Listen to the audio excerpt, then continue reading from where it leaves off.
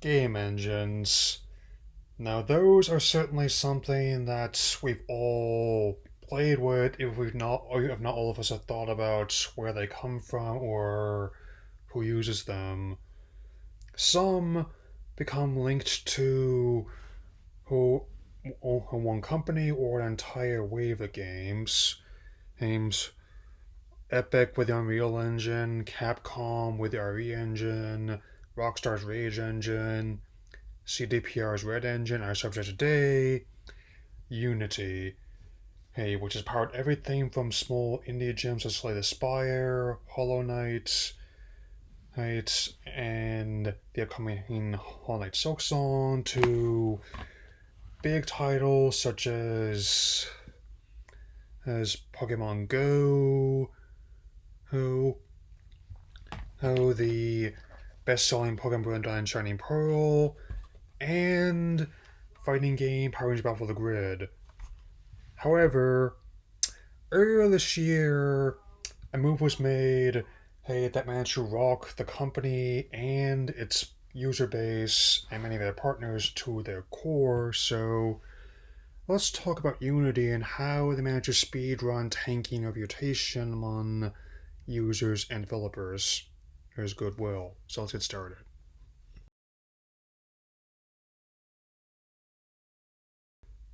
So the changes were announced to the revenue collection on September 12th, with it amounting to, among other things, charging paying developers 20 cents per install of a game.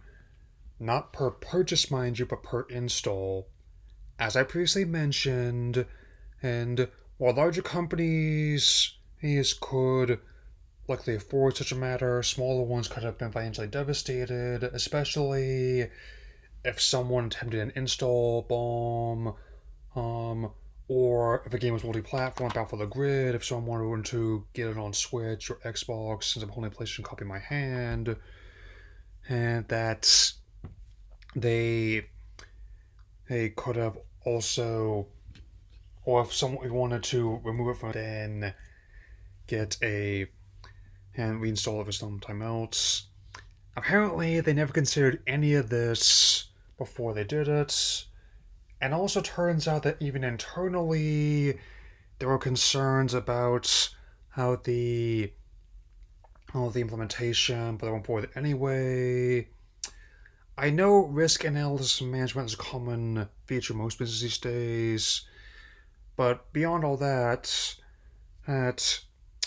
they weren't really giving much explanation beyond simply asking developers and users to just trust them. As you might imagine, they did not. Backlash was immediate and immense, resulting in every developer that could do so who began porting their work from to other engines, including Unreal and the upstart Godot. I will not be going over every single response that other developers had, but I will highlight two of my favorite ones once the backlash, especially when the attempted quote unquote clarification will get to the next point. One being a tweet from Devolver Digital, which is in keeping with their behavior.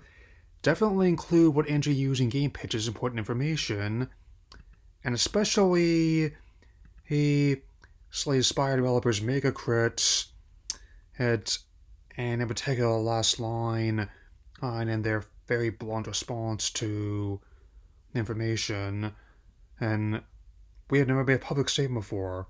That is how badly you fucked up. Ouch.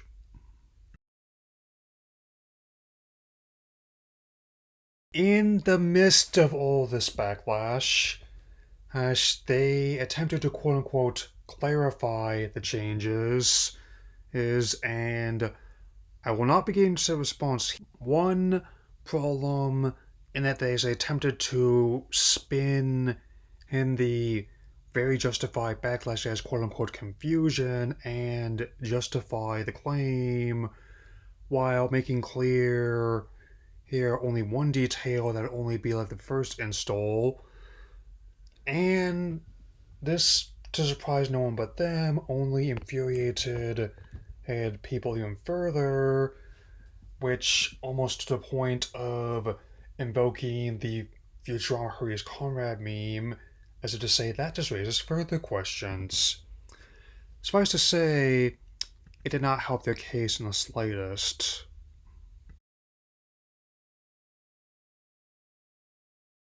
Before we go any further, it's worth addressing John Riccatello's time as CEO of the company after they went public, and he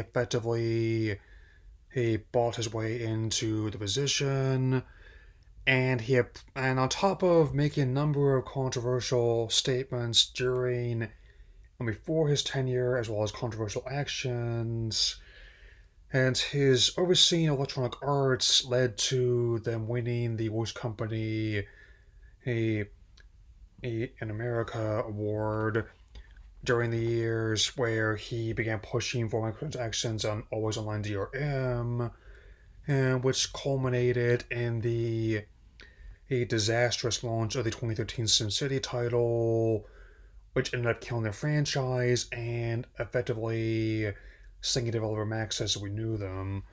Um, and also Project $10, where if you wanted to be bought a used copy of a game and wanted to see the full experience, an extra $10.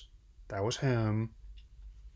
And suffice to say, it's not terribly surprising this happened, and we will come back to him before the end of this.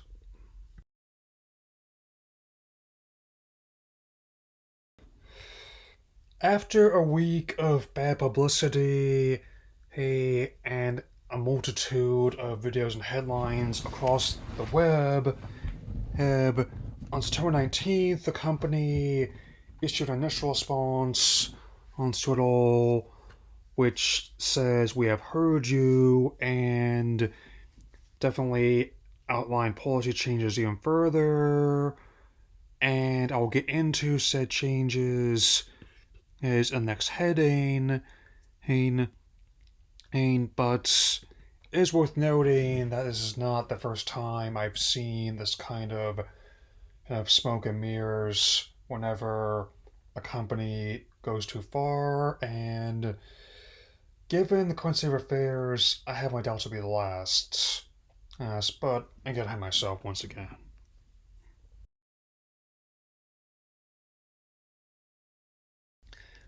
After 10 days of blowback, Mark Whitten published open letter outlining the change to the policy.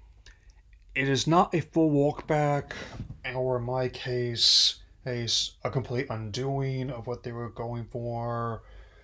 But the worst parts of it no longer seem to be on the table, even though, as I'll get into my closing thoughts, for a great many people, the damage has been done. And as I outlined before, trust is not as easy as money to get back once it's lost at all.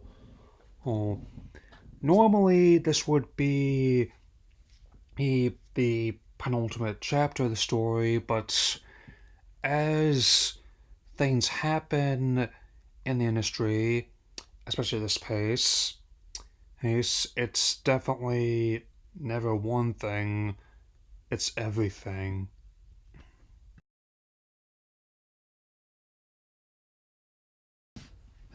As I was getting ready to officially start putting this video together, on October the 9th, it turns out the most wonderful thing of all happened.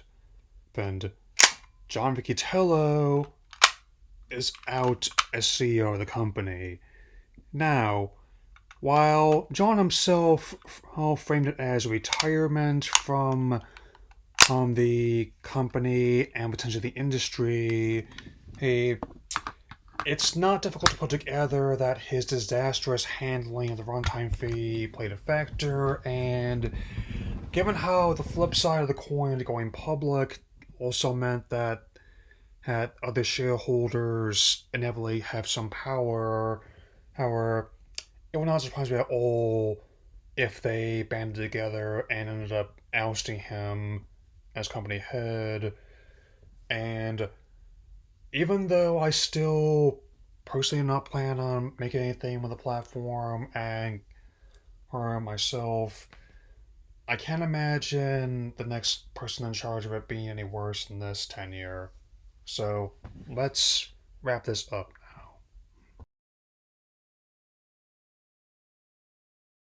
So, what's next for Unity after this disaster?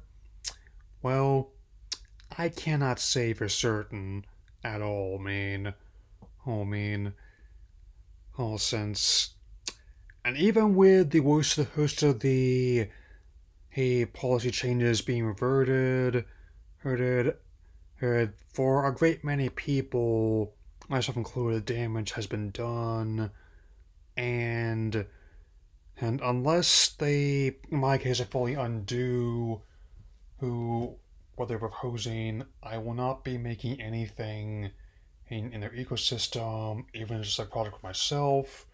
Just sentiment that has been echoed by a multitude of developers, whether it's big companies, these indie mini majors, or just one individual or small group coding out of their garage. And I can't imagine the bigger partners that use Unity, hey, especially Apple with the high-end Vision Pro headsets, would be too pleased by the matter, and it not surprise me if they had objections to what they were proposing either. And only time will tell whether or not they end up recovering the reputation, or if they become yet another casualty of the many studios closing doors this year. That'll be all for now. I'll see you all again soon. Take care, everyone.